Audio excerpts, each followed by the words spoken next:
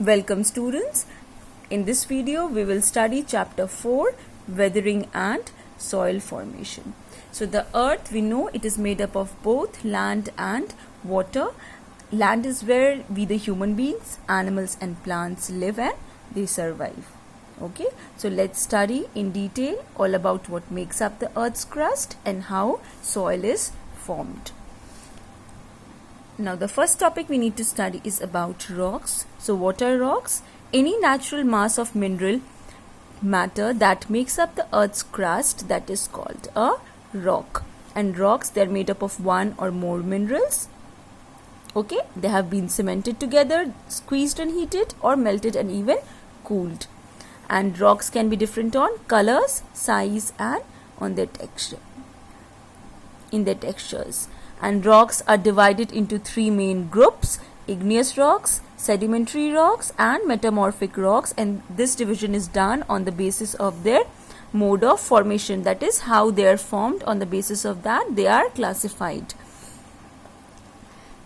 Then rock cycle, it is a process where rock transforms from one type of rock to the other type. Now let's read about these types of rocks. First one is igneous rock. Now these rocks are formed from melted rock that has cooled and solidified. Solidified means they become hard or solid. When rocks are buried deep within the earth, they melt. And why do they melt? They melt because of the high pressure and temperature. And if this molten rock cools slowly, coarse-grained rocks form with large crystals, for example granite and gabbro. And if magma cools quickly, then usually on the surface what happens, after a volcano erupts, the crystals are very small and fine-grained rocks are formed. For example, basalt, obsidian, etc. Now some examples of igneous rocks are pumice, tuff and andesite. And there are two major types of igneous rocks. They are intrusive igneous rocks and extrusive igneous rock. Let's study about extrusive igneous rock. Now these are igneous rocks that cools on the surface of the earth. Okay, and rapid cooling, they do not allow crystals in the lava to grow very large. So if the rocks, they cool extremely rapidly, they may be quenched to glass before any crystals can grow on it. And the most common type of volcanic rock is basalt, and their characteristic is fine-grained textures they have due to their rapid cooling at or near the surface did not provide enough time for large crystals to grow. And this is how basalt looks. Next is intrusive rocks. Unlike the extrusive, these igneous rocks are formed due to the magma that cools below the surface. Okay, so for extrusive rocks, the igneous rocks cools on the surface of the earth, whereas in intrusive, they cool below the surface. And rocks that crystallize below the surface are well insulated and cool slowly. And the slow cooling gives crystals time to grow large. And the most common intrusive rock is granite. You can see here how a granite looks like. This is granite. Then let's come to sedimentary rocks. Now these rocks are formed due to cementing together of the weathered material deposited due to what? Due to erosion and weathering activity. Now what is erosion? Erosion is the removal of the top layer of the soil, whereas weathering is the breaking down of rocks.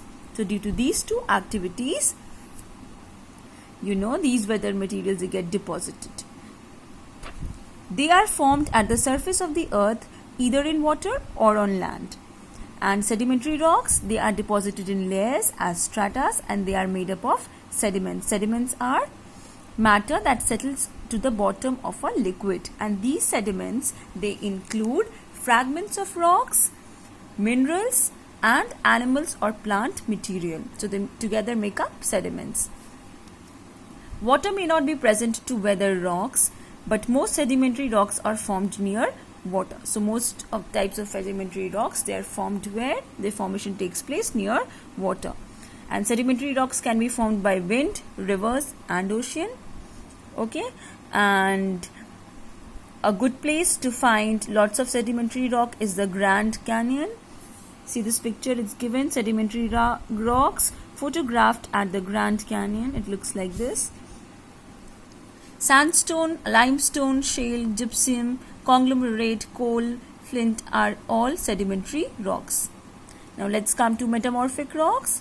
Sometimes what happens, the igneous and sedimentary rocks, they are now subjected to high heat or pressure, okay, and these two, that is high heat and pressure, is so intense, that they undergo change. So igneous and sedimentary rocks undergo change due to high heat or pressure, and they become metamorphic rocks which form within the Earth's crust. And the process of metamorphism does not melt the rock, okay, rather changes them into denser, more compact rocks. Examples are slate, marble, etc. And they are transformed from shale, limestone and granite. Next is rock cycle. The formation of rock in a cyclic geological process, right? This formation of rock is a cyclic geological process, and each type of rock, that is igneous, sedimentary or metamorphic, they can be changed into another type of rock, okay, and this is known as rock cycle. Now let's see how this rock cycle works. First, what happens is when magma cools and hardens, okay, it solidifies, it forms igneous rock. Now this igneous rock, is then broken down over time through the process of weathering, that is breaking down of rocks. Now these particles of soil or broken rock are now washed away by water, and they accumulate in lakes or oceans and then harden into rock again. And this time they form what? They will form now sedimentary rock. And as the sedimentary rock is buried under more and more sediments, so it comes into contact with magma again, and the pressure and heat will now change it into another type of rock. So then it causes metamorphism to occur. This transforms the sedimentary rock into a metamorphic rock. And if a metamorphic rock is buried more deeply, then the temperature and pressure, it continues to rise. And if the temperature is hot enough, then this metamorphic rock will melt to form molten rock or magma again. So in this way, this rock cycle continues. Now weathering. Weathering is the process in which the texture and composition of rock materials change after being exposed at the Earth's surface. And what are the agents of weathering? They are water of rivers, lakes, ocean and wind, along with temperature fluctuations. And these changes, they usually occur in situ. In situ means in their original place. Now rocks, minerals and soil change under the action or influence of certain environmental forces. Now what are these environmental forces that influence these changes? They are biological activity, extreme weather and agents of erosion. Agents of erosion are water, wind and ice. Okay, these are the examples of environmental forces that influence the continuous breakdown, wearing away and loosening of rocks and soils. Now we will study how weathering is different from erosion. Now erosion is the process by which soil and rock particles are worn away and moved elsewhere by the action of wind, water or ice. On the other hand, weathering, they do not involve any moving agent of transportation. So this is how weathering is now different from erosion. Weathering is a process by which rocks are broken up into fragments or they are decomposed at the Earth's surface, either by extreme temperatures, so high temperatures, rainwater or biological activity. Okay, and weathering does not involve any movement of rock material.